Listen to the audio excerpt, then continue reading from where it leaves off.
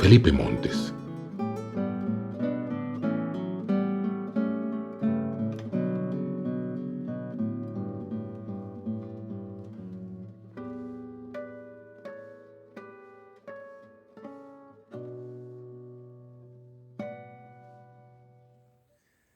Hola, amantes de la poesía castellana.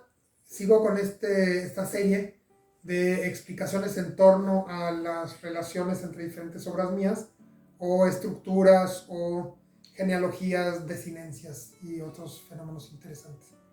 Hoy voy a hablar acerca de los ángeles de Monterrey.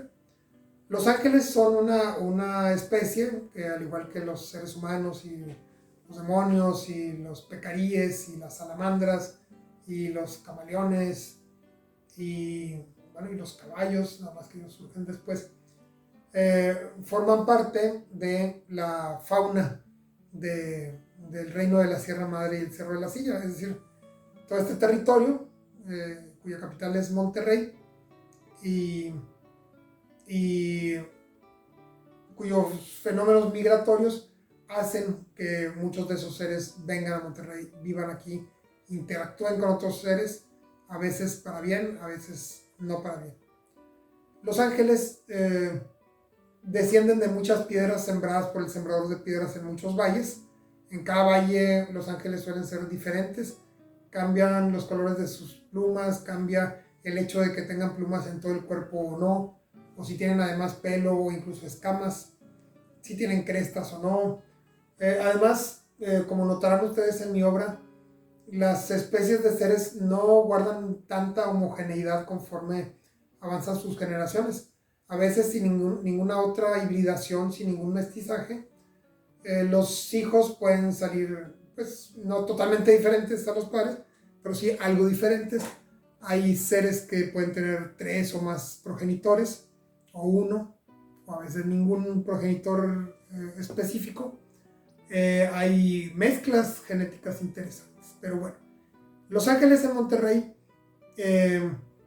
tienen toda esa variedad, y los que se llaman ángeles de Monterrey, es decir, una pareja que está presente y facilita las 3 fundaciones de Monterrey, la de Alberto del Diablo o Alberto del Canto, la de Luis Carvajal y de la Cueva, y la de Diego de Montemayor.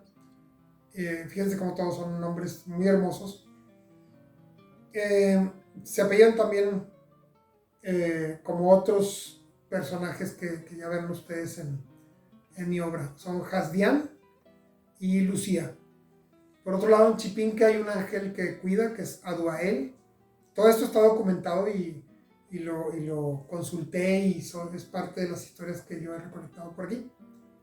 Y generalmente están asociados con los bosques, con los matorrales submontanos, con las montañas, con árboles grandes, con ríos rodeados de sabinos, que suelen ser grandes, que suelen llegar a estaturas enormes. Pero conforme van migrando hacia la ciudad y además se mestizan con otros seres de por acá, pues hay más variedad, también hay más debilidad en muchas de las líneas genealógicas. Hay pobreza, hay maltrato. Muchos de los ángeles son explotados en empresas, como en la fundidora de la cual les hablaba la semana pasada con el enrabiado.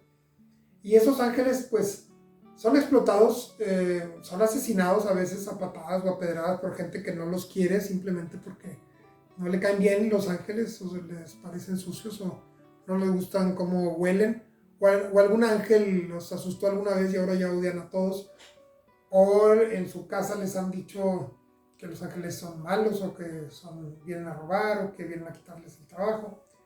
Y bueno, algunos ángeles han caído en patios por accidente. En la historia de Catalina y el ángel, de la cual luego les hablaré, pues hay un desenvolvimiento positivo para ambas partes. Pero en otras historias, por ejemplo, recuerdo en este momento un ángel que cae en una casa de la Colonia Independencia y otro que cae en una casa del barrio de Catedral, y son maltratados hasta la muerte. Esos ángeles van, les digo, hibridándose con otros seres, y van incorporando su genoma pues al del resto de los seres que viven por acá, ¿no?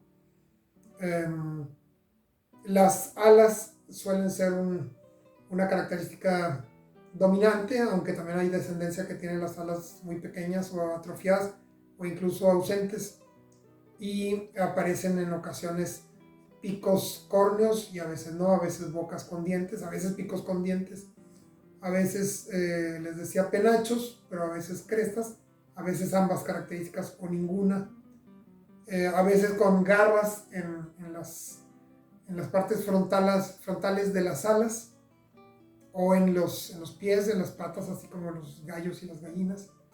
Y en general las historias de los ángeles suelen ser trágicas, suelen estar cargadas de hambre, de necesidad, de miseria, aunque muchos de ellos se sobreponen y sus familias son bastante fuertes. Una de esas familias aparece en la Senda de la Soledad, pero sobre todo va a aparecer en Las Torres del Fuego, que es el segundo volumen de esa saga, de esa subsaga, que se llama Las Torres del Fuego, les digo, y hay varias familias aladas con características de halcones, de palomas, de buteos, viven en las Torres del Obispado y reciben un ataque de gente de fuera, que eso va a ocurrir después de este libro, les digo, en Las Torres del Fuego. Un título que a mí me gustó mucho ponerle. Después de Las Torres del Fuego llega Los Ángeles Muertos, la tercera parte de esta saga, La Guerra del Viento, y en ese tercer tomo es donde les platiqué en la sesión antepasada que había cierto contacto entre el vigilante y Dolores. Pero bueno, Los Ángeles, hay una familia específica, pero hay un montón de familias y en muchos casos ya se olvidan o caen en desuso los apellidos dentro de muchas de las líneas genealógicas, dentro de muchos de los linajes de ángeles que pueblan Monterrey y sus alrededores. Ya los verán ustedes.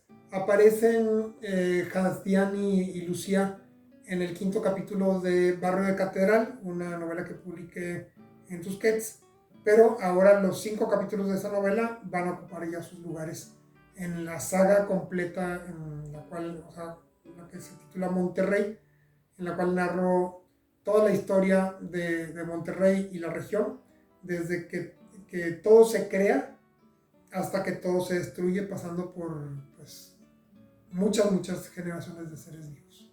Y bueno, de eso platicaremos a la otra. Muchas gracias Gerardo. Hablamos la semana entrante. Hasta